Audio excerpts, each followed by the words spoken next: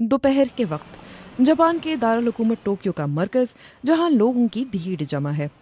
इस मंजर से ऐसा जाहिर होता है कि यहाँ लोगों की कमी नहीं।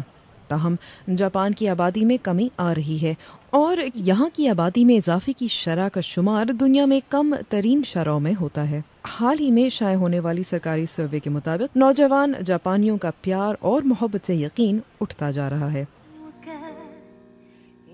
टेलीविजन पर दिखाई जाने वाली ये कार्टून फिल्म प्यार और मोहब्बत के बारे में है, लेकिन यूसुके टाकाहाशी कहते हैं कि उनकी जिंदगी में ऐसी कोई चीज नहीं है।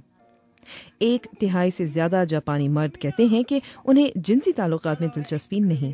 ये तादाद गुज़िश्ता 2 बरसों में दुगनी हो गई है। किसी लड़की के साथ ताल्लुकात कायम करना बहुत मेहनत का काम है। मुझे अपने मशगलों और तफरीह से फुर्सत ही नहीं मिलती। मैं ये करना नहीं चाहता। माहिरीन अफजाइश परेशान हैं।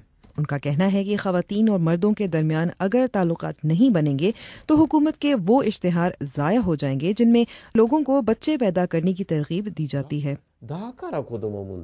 हम मुफ्त तिब्बी इलाज फराहम करते हैं और ज़चगी का अमल भी मुफ्त में करवाते हैं, मगर लोगों को बच्चे पैदा करने पर रागिब करने के लिए ये हौसला अफजा इक़दामात नाकाफी हैं, क्योंकि लोग बच्चे चाहते ही नहीं हैं। जापान में तासुर है कि ख़वातीन मर्दों के मुकाबले में ज्यादा पुरएतमाद होती जा रही हैं। ख़वातीन का यह ग्रोह हर इतवार को शाही महल के इर्द गिर्द जॉगिंग करता है। उनका कहना है कि ऐसे मर्द तलाश करना जो उनके साथी बने बहुत मुश्किल काम है। बाज लोग कहते हैं कि मैं कुछ ज्यादा ही चुलबुली हूँ।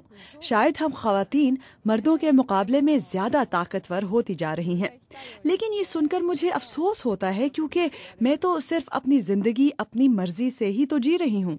जब मैं ख़वातीन से बात करती हूँ तो ऐसा लगता है कि वो मुस्तकबिल के बारे में ज्यादा मुस्बत ख्यालात रखती हैं, और जब मैं मर्दों से बात करती हूँ तो उनका नजरिया मनफी नजर आता है।